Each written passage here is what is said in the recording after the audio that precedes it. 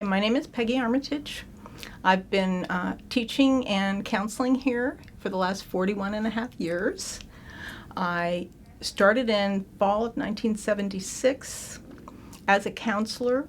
Counselors were considered faculty here.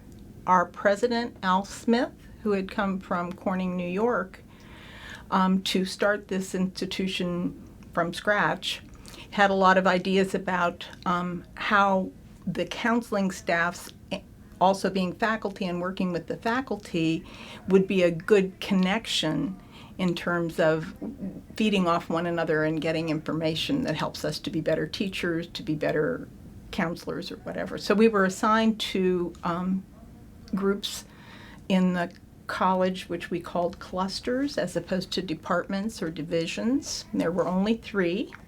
There were about 35 faculty, and about 5 of them were counselors at the time.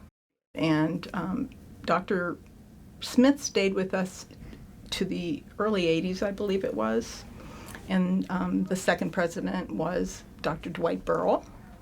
He came from Ohio. I'm not sure which community college system he was in, but I know he was from Ohio.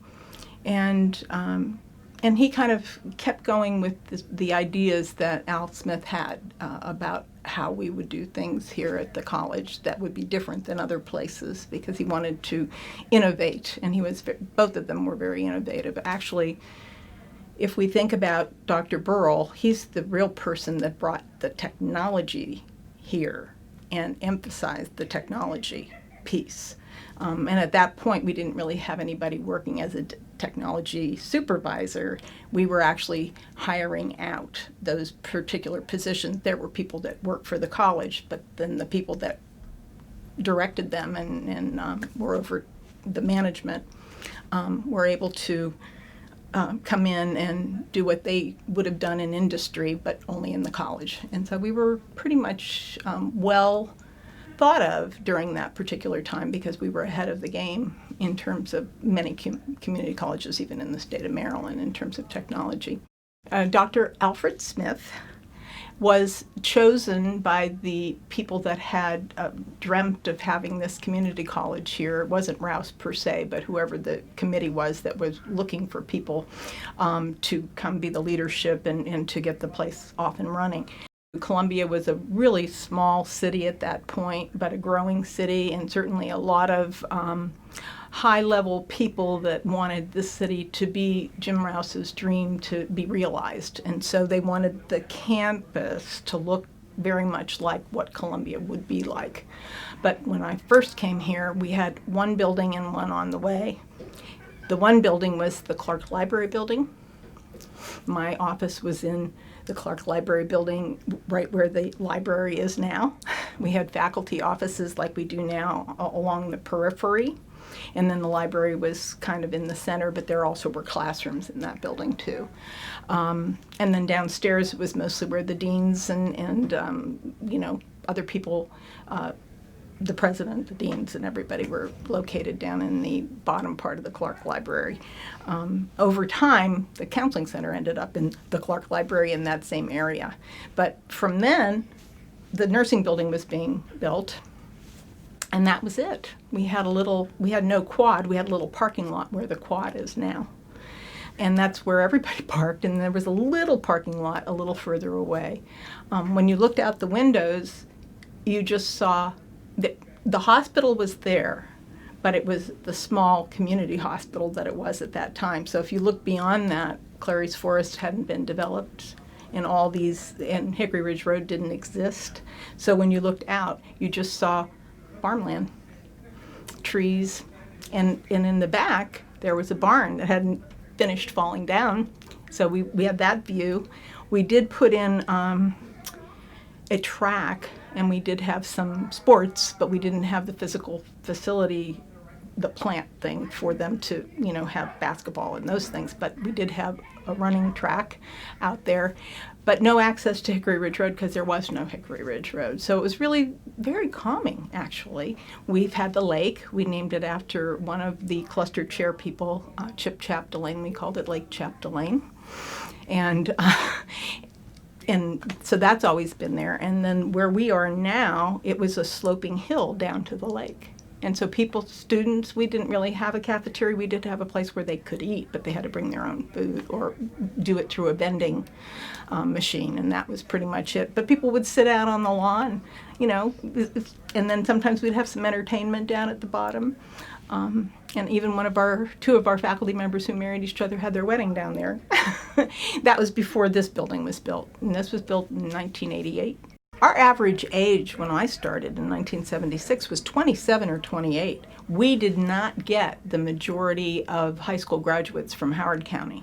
So what we had instead, GIs coming back from Vietnam needing to use up their benefits. Okay, so, and a lot of them were working full-time and taking full-time courses, and I was a counselor saying, oh no, don't do it that way, take time. Well, we don't have time, they would say, and they were absolutely right, they needed to finish it. But they were good students. The nursing students were in their 35 to 45 age group because they had raised their children and now wanted to have a career, and nursing was like the primo one that they wanted to have. So that's what all those upper level numbers of age, and not as many of the 18 and 19-year-olds, we really had older kids. Now we have a larger proportion of the graduating classes in Howard County, and we've developed, and I was part of this, the Rouse Scholars Program in the early 90s, and that's gotten even bigger and better over the years, but we wanted to make it something that was not something that's just bigger so that you just add more people to it, but to be really somewhat exclusive so that the students would feel that they're in a learning community, and that was our emphasis. And then we started having other learning communities here on campus, so that's a big change over time. And we know that the research shows us that learning community students tend to do better, and they tend to get broader ideas about the world, et cetera, just from being initiated into the group and sharing the kinds of courses that they take together that challenge them. So I think that the Rouse Scholars Program has been a really good thing, and so have the subsequent programs that have come on board. I think they're all very good, and I think that has been something that's a really good, positive thing for the college. And I, of course, was here when we transitioned and had 5,000 people instead of 1,000. There were 1,000 when I came. And, and then 5,000 morphed into 10,000. And even though we have a lot of really good counselors and advisors here, they don't see the number of student percentage-wise or per capita-wise that we used to see. And that's one of the things that I feel is a loss with becoming bigger, the personal side of things. I think people want to do it, and I think another good program, Step Up, was conceived by Sue Frankel and some of her other faculty in the English department. That was a great idea, and that has stood the test of time. And people from all over the college help to mentor students and identify students that really want to be in that type of mentoring situation. And then they stay with them for 2 years if they're here or 3 years if they're here. And the theater is just known for miles around here. People come from D.C. and Baltimore to go to productions here. I'm always impressed with that. I'll tell you a real quick story. I was down in Florida with my college roommate, and we were in a group. We were going through the Spanish settlement down near Sarasota, and then it was taken over by this wealthy family from Chicago back in the 1800s, et cetera, et cetera. So we were going through the docent and going through all this stuff, and there was one other couple there. And this docent was so good. I mean, she was a former biology teacher, so she knew about flora and fauna, but she also knew about the area, and she was great, but she was, the whole time. So she had to go check on something, and we had a chance to talk to this couple. Where are you from? Oh, I'm from Maryland. Where are you from? Oh, we're from Maryland. Okay. Well, where in Maryland? Oh, Columbia, Maryland. And what do you do? And they said, oh, we just retired. And they asked me, and I said, well, I work at the community college there. The community college. She said, we'll never leave Columbia. We've bought a smaller house because our children are gone, but we stay here and she named all the things, candlelight concerts, the movies, the cinema thing in the evening, the plays, obviously, the repertory plays and all those kinds of things. She said, it's just like being in any college town, only better. So I just want to say that we have those things to offer to community members too, and sometimes they end up becoming students because they're interested in things that they've been learning through these other experiences here.